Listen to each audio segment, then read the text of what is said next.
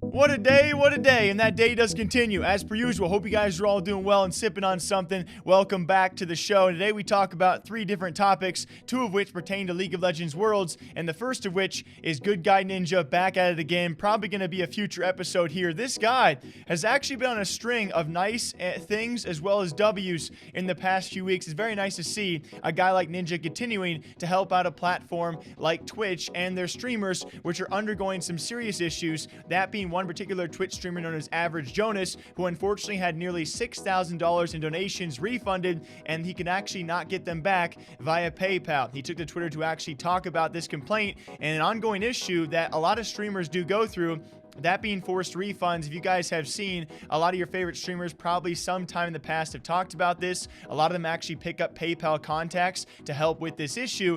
A lot of dirtbags out there enjoy being your top donator, and then once it's all said and done, they like to take their money back. Unfortunately, Jonas was a victim of that. As he said, I've received over $5,400 in several donations from one person on Twitch, which have all been refunded, even though donos are supposedly non-refund. To top it off, I've been personally charged more than $400 in refund fees from PayPal. If you think this is effing unfair, please retweet. To which Ninja simply replied, and we find out that apparently he actually paid the $5,800 directly to Average Jonas, who did say, dude, thank you so much. You are such a legend. And man, oh man, I love it. Woo! Good Guy Ninja back in the game. Guys, you cash out from Mixer, get a Twitch deal, you're making big money, you know, spending big taxes, and at least part of that going back to the community. Guys, jokes aside, amazing to see someone out there, you know, sending $6,000 to another Twitch streamer. That's remarkable, okay? Definitely never going to judge those kind of moves, and you greatly appreciate them. Now, speaking of big money, we're going to be speaking about TSM, guys. Thanks to IWD or Dom. He was actually speaking with Razzle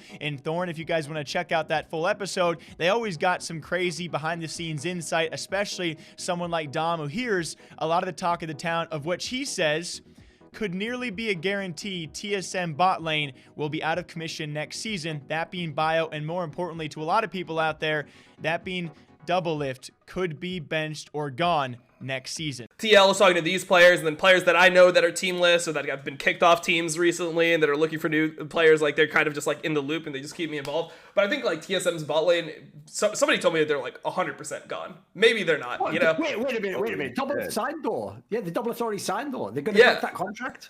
I mean, you could, that's how the orgs are. Like, I can have a contract for 10 years. If I play bad 1 year, all right, you're done. It's always like org-sided contracts. So, I mean, there's a... And obviously right now, only a rumor. It does make a lot of people think out there because, you know, with this rumor going around of what Dom says could be 100%, it could be 0% as well. With TSM, all they went through, right? The rising tide of all of the issues they had before Worlds, then finally making Worlds and proving a lot of people wrong, and then being the first ever, you know, major region #1 to go 0-6 at Worlds, and the only NA team as well to not receive a win.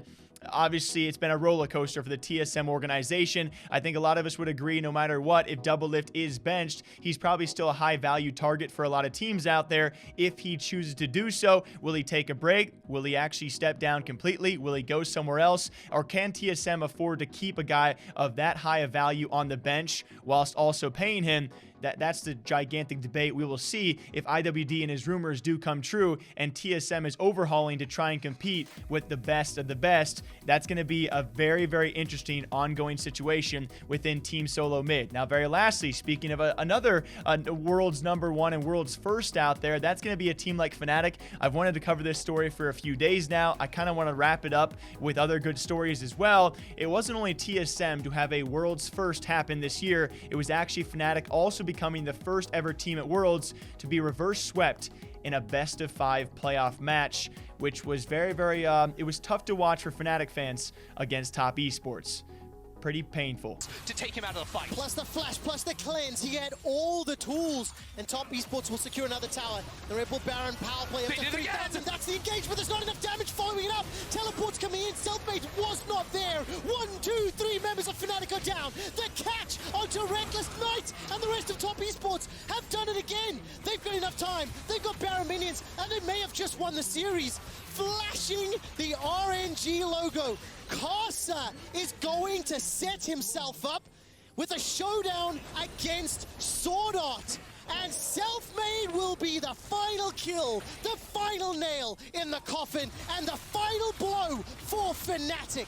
Top Esports, for the first time, will pull off the reverse sweep. Top Esports will face off against Suning in the semi-finals. And for one more year in a row, we are guaranteed an LPL representative in the final. So it seems for this year Worlds, you do not want to be a team that does something for the first time. Obviously, matches ongoing this weekend, going to be so exciting to see. Can we have our last team of the West have their chances? We'll see how G2 does. I am not a fanboy, okay? I'm cheering for any team out there. Of course, it's going to be a great event no matter who takes the eventual crown. But semis this upcoming weekend, guys, should be very exciting. And we'll see what the likes in the future likes of Fnatic and TSM and all of these teams do as rumors do swell. Until next time, you guys know what to do, all right? Take a sip. I'll catch you back here sometime soon. Take care.